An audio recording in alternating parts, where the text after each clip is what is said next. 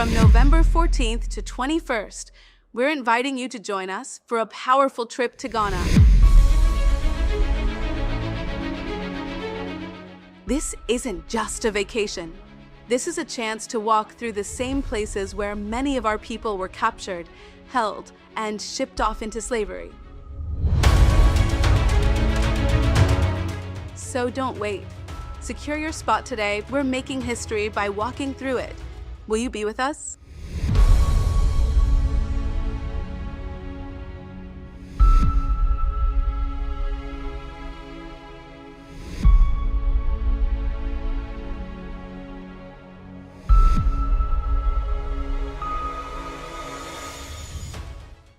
Hello, African Diaspora News family. My name is Cyril Ramaphosa, and I am your host right here on the African Diaspora News channel. I am reporting live from Johannesburg, South Africa. It looks like Julius Malema is not only a political icon in Africa, but he is making waves in the Western community, shaking the political landscape of the global north. Now, firstly, London refused to grant him a visa for the Cambridge Africa Together conference. He was due to speak at the conference, speak to the black people of that school about the African political model and what they can contribute to enhance this model, and how young black future leaders are the ones that will even the playing field between the global north and south. The London government knows that Julius Malema is an outspoken individual who stands in his truth, and he's not a white monopoly stooge like the ANC puppets. So the London government couldn't afford to have these university students' minds emancipated by the most powerful leader in the Southern African region. So what do? They blocked him access to London. They blocked access, denying him of free speech and subsequently sending a message to the Western community that we must ice out Julius Malema and treat him like an international criminal because Elon Musk said so. And now in the White House, Donald Trump is calling for his arrest. During the bilateral meeting between USA and South Africa, which was aimed to address the white genocide saga and Land Without Compensation Act, Julius Malema was a topic for half of that meeting. He was discussed in two contexts. One, as someone who is solely responsible for the killing of the Boers. Two, as someone who should be feared by the global north and needs to be subdued before he can cause any further disruption. That's how powerful this man is. The first context, in order to prove that indeed there is a white genocide in South Africa, the White House pulled out the Kill the Boer chant song sung by Julius Malema. The most powerful country in the global north with sophisticated intelligence could not provide statistical data or any other proof recognized by international human rights groups or bodies that indeed shows a violation of human rights. No. Instead, they relied on Julius Malema's song, which constitutional court ruled that it's not a hate speech, by the way. That was the proof they had to support their white genocide claims and a bunch of white crosses that the board Boers of Brakpan and Bronkhorstspruit erected. Remember in my previous segment, I told you that these crosses mean nothing without statistical facts backing it up. And now Trump used those Twitter videos of those crosses as proof. No, Cyril Ramaphosa flew all the way from South Africa to listen to low mediocrity, low capacity reasoning.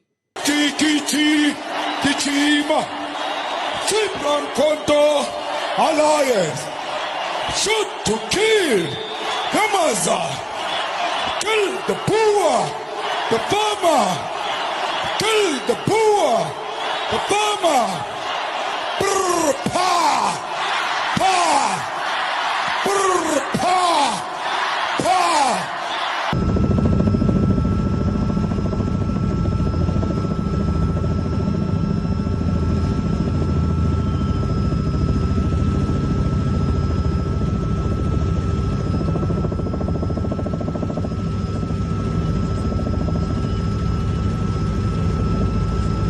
It's so weird that no Boer was killed during or after this song was created, but the amount of black people that were abused and killed on farms pre and post-apartheid is appalling, to say the least.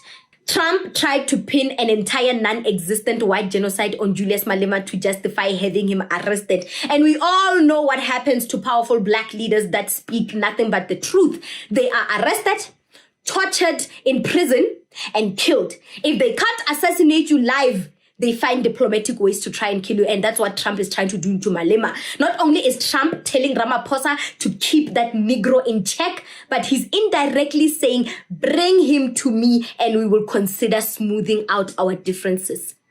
South Africa belongs to all who live in it. But why wouldn't you arrest that man? That man said, kill the white farmers, kill the white farmers. And then he danced, and he's dancing, and it's kill the white farmers.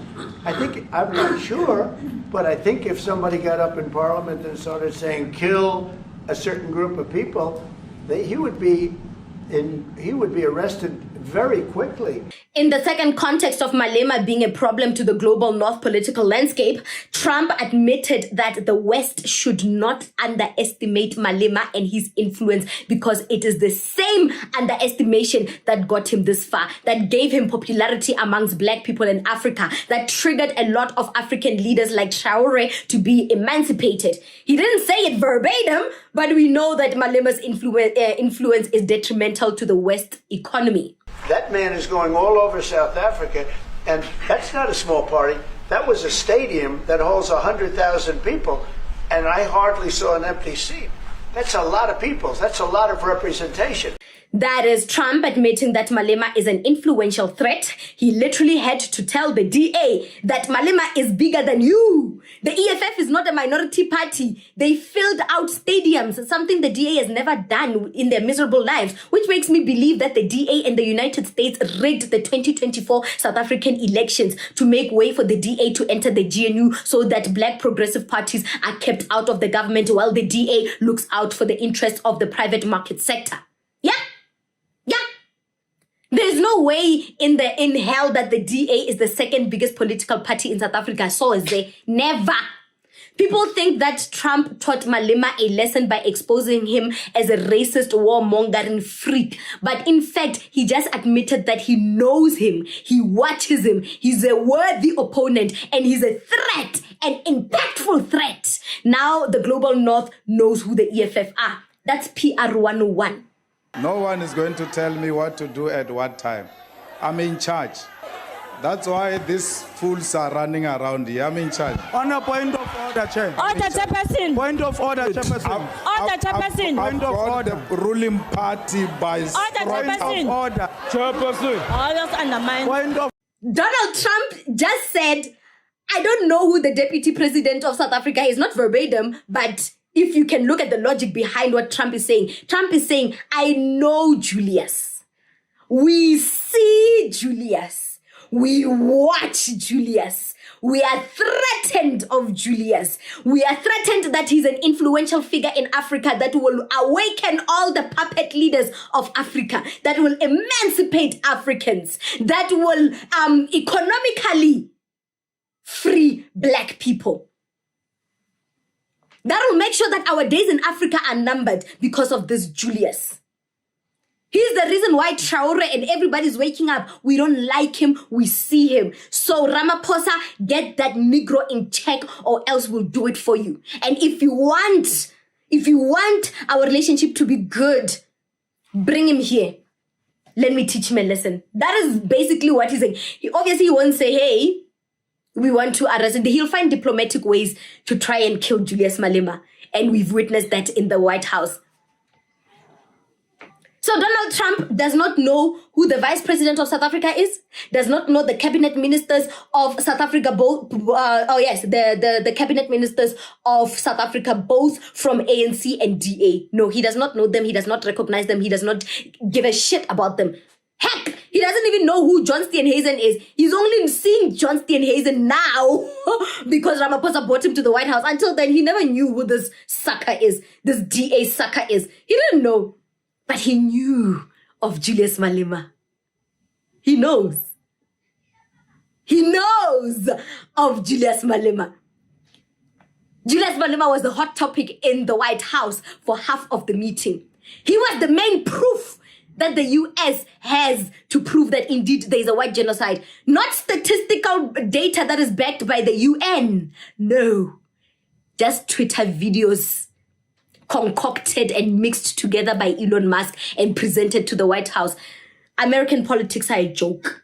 They have turned the White House, the most respected building in the world, if I need to add, the most respected building. They've turned that building into a circus, into a gangster warfare. Look at how they treated Zelensky. Well, I don't give a flying rats about Zelensky, but the fact that that was the decorum, that's how they behaved in the White House, that kind of decorum in the White House, it shows that, Trump is a mafia, he's a gangster, and he's turning the White House into something unruly. He's turning them into El Salvador. Is it El Salvador? Yes, El Salvador gangsters, Latino gangsters. He's turning the White House into that. But all I'm saying is that the impact Julius Malema has, they know what the EFF is.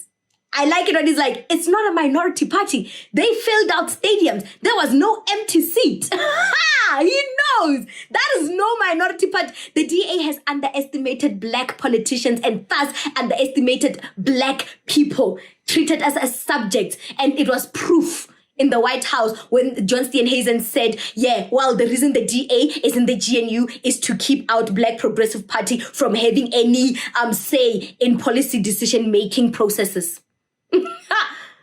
That's how they don't think of it. They don't value your opinions. We all know that the EFF and MK represent the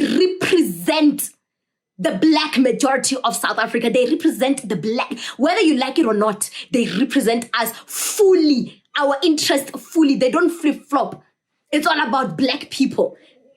And the DA saying that, we are here to keep black people from having a say in the country. I know the Freedom Charter says the people shall govern, but we will govern. When the Freedom Charter says the people shall govern, they meant the white people, not the black people. That's why we are in there to make sure that the MK and the EFF don't have a voice. They don't raise the voice for the voiceless, for the unprivileged black majority, the voiceless, unprivileged black majority of South Africa. That is what the DA stands for. Keep voting for the DA. But Julius Malema, you're a star. You're a star. You're a star. You're a man amongst men. You're a star. They fear you. Boy, they fear you.